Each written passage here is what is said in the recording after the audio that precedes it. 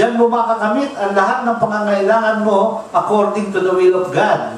Ang will of God ay ang Word of God. Ang Word of God ay ang Biblia na ibinigay na 1000 taon na hindi natin binibigyan ng pansin. Na nung mga bata pa tayo, hala, punta lang tayo sa ating individual na church. Naniniwala lang tayo sa sinasabi ng mga leader without reading, without knowing, without learning the Word of God. Hindi ganoon.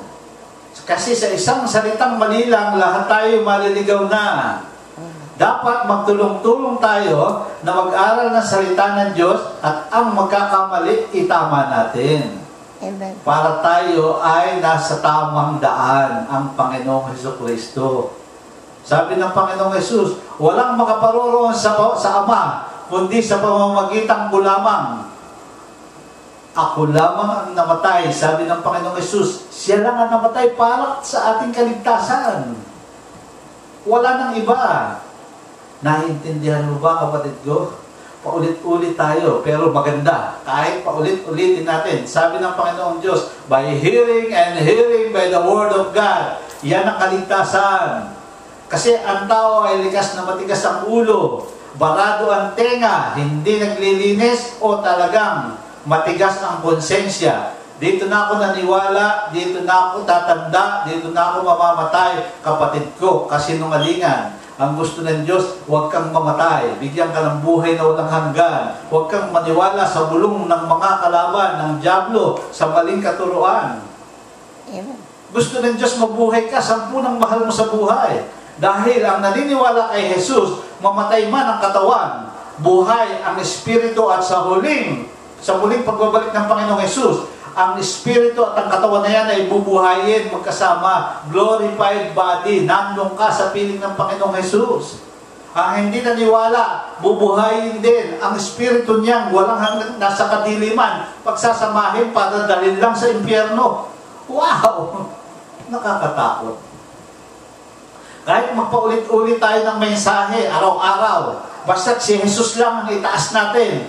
Hindi tayo magsasawa, hindi tayo mapapagod, hindi tayo mapapagal, hindi tayo mapapaos. Dahil sabi ng Panginoong Jesus, pag itinaas mo ang aking pangalan, dadaling ko ang lahat ng tao sa akin, maraming maliligtas. Amen. Ang pinag-uusapan natin ay hindi ang kayamanan, hindi ang material na bagay sa mundo. Ang pinag-uusapan natin, buhay na masagana sa lupa at mahaba at buhay na walang hanggan. Kaya, baguhin natin, i-renew natin ang ating kaisipan.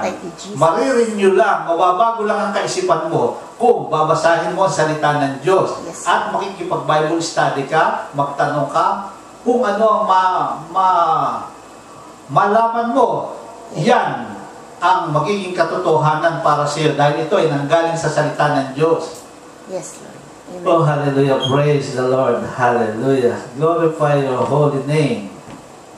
So, sinasabi dito sa John 1:1, sa pasimula pa lamang, Diyos na siya. John 1:1, sabi ng Panginoong Jesus, in the beginning was the Word. Ito ang salita ng Diyos. Ano ang pangalan? Jesus.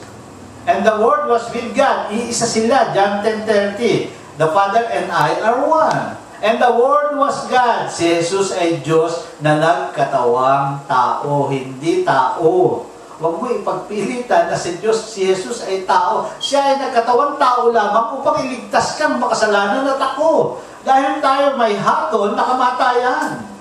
For all have sinned and fall short to the glory of God. Wala tayong kaligtas-ligtas, pero nagkaroon tayo ng pag-asa dahil una tayong minahal ng Diyos. Akala mo ba ikaw ang nagmahal sa Diyos? No. Una tayong minahal ng Diyos. Kaya kung minahal ka ng Diyos, mahalin mo ang sarili mo. Mahalin mo ang kaisa-isang kaluluwa mo. Iligtas mo. Iligtas natin ang mahal natin sa buhay. Hallelujah. Praise the Lord.